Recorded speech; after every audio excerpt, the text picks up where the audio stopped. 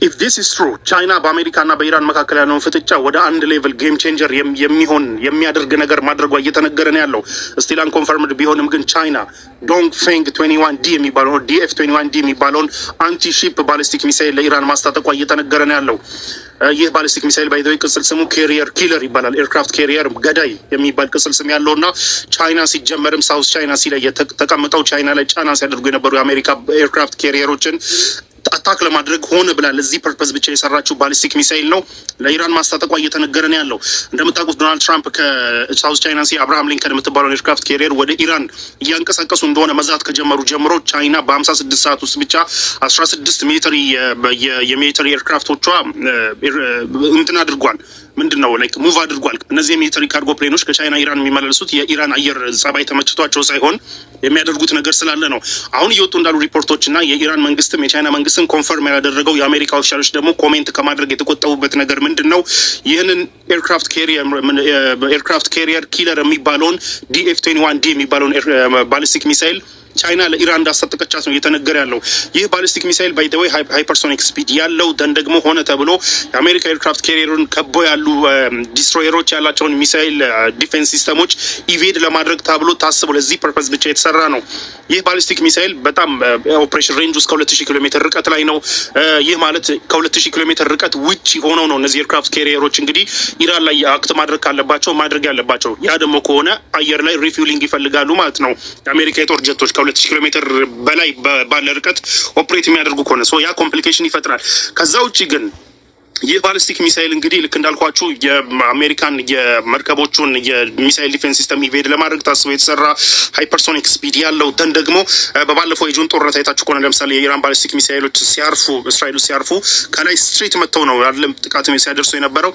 ይህ ግን አንደኛ በሃይፐርሶኒክ ስፒድ ነው ዲሴንድ የሚያደርገው which is ሪአክት ለማድረግና ቶሎ ዲፌንድ ለማድረግ በጊዜ የሚሰጥ አይደለም በጣም ፈጣን ስለሆነ። ሁለተኛ ደግሞ በዛ ስፒድ እየወረደ ባለበት ሰዓት ራሱ ማኑቨር ሊደረግ የሚችል ነው። ቀጥ ብሎ የሚወርድ ሳይሆን እንደዚህ እንዲተጣጠፍና ላይክ ዲፌንድ ለማድረግ እንዲከብድ ተደርጎ የተሰራና ለዚህ ፐርፐዝ ልክ እንዳልኳችሁ ስሙ ካሪየር ኪለር ነው የሚባለው ኤርክራፍት ካሪየር ገዳይ የሚባለውና ለዚህ ፐርፐዝ የሰራችውን ባሊስቲክ ሚሳይል ለኢራን ማስታጠቋ እየተነገረ ነው ያለው ናው። if the Iranians succeed ለቻይና ይህ በጣም ትልቅ ጥቅም አለው። እንዴት እንደሆነ ልንገራችሁ። ቻይና ታይዋን እንዳትወር ሳውዝ ቻይና ሲ አሜሪካ 3 ኤርክራፍት ካሪየሮችን አስቀምጣ ጫና ስታደርግ ነበር። አንደኛው USS ኒሚትዝ የሚባለው ኤርክራፍት ካሪየር ነው። ደን USS አብርሃም ሊንከን፣ ደን USS ጆርጅ ዋሽንግተን የሚባሉ 3 ኤርክራፍት ካሪየሮች ቁጭ ብለው ነበር እዛ ሳውዝ ቻይና ሲ ላይ ቻይና ታይዋን እንዳትወር ጫና ሲያደርጉ ናው USS ኒሚትዝ የምትባለው ኤርክራፍት ካሪየር ወደ ሚድል ኢስት ከተዛወረች ትንሽ ቆየት ብላለች። አብርሃም ሊንከንና ጆርጅ ዋሽንግተን ነበሩ። ጆርጅ ዋሽንግተን ደግሞ ብልሽት አጋጥሟት ለጥገና ወደ ጃፓን ተንቀሳቅሳለች። ለ2026 የመጀመሪያውን ሀፍ ለሚቀጥሉ 6 ወራት ኦፕሬሽናል አይደለችም። እዛ የነበረው ሳውዝ ቻይና ሲ ላይ የነበረው አብርሃም ሊንከን የሚባለው ኤርክራፍት ካሪየር ነበር። እሱም አሁን ደግሞ ወደ ኢራን መጥቷል። if the Iranians succeed ይህንን አብርሃም ሊንከን የሚባለውን ኤርክራፍት ካሪየር ሰክሲድ አድርገው ከመቱትና ዲስፋንክሽን ካደረጉት there will be nobody ሳውዝ ቻይና ሲ ላይ ቻይና ታይዋን እንዳትወር ቻሌንጅ ሊያደርጋት የሚችል ማንም አይኖርም። ግሪን ላይት ነው የኢራኖች ሰክሲድ አድርገው ይህንን ኤርክራፍት ካሪየር ከመቱት ለቻይና ግሪን ላይት ነው ታይዋን እንድትወር ማለት ነው። ለዛም ቢያስታጥቋት ኢስ ኦብቪየስ ግልጽ ነው። ለማንኛውም ግን እስካሁን ኮንፈርም ባይደረግም ግን ኢራን ይህንን አደገኛና ካሪየር ኪለር የሚባለን ኦር የአሜሪካ ኤርክራፍት ካሪየሮችን ለመግደልና ለመምታት ሆነ ተብሎ ታስቦ በቻይና የተሰራውን ባሊስቲክ ሚሳይል እንደታጠቀች እየተነገረ ነው ያለው። እስካሁን ድረስ ኮንፊርም አልተደረገም።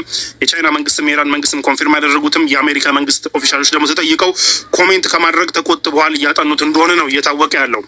ይህ የምር ከሆነ ግን በጣም ከፍተኛ ጫና ሊያመጣ የሚችልና የአሜሪካ ኦፕሬሽን ላይ ጫና ሊያመጣ የሚችልና ለሁለተኛ ጊዜ እንዲያስቡት የሚያደርጋቸው ነው እየተባለ ያለው።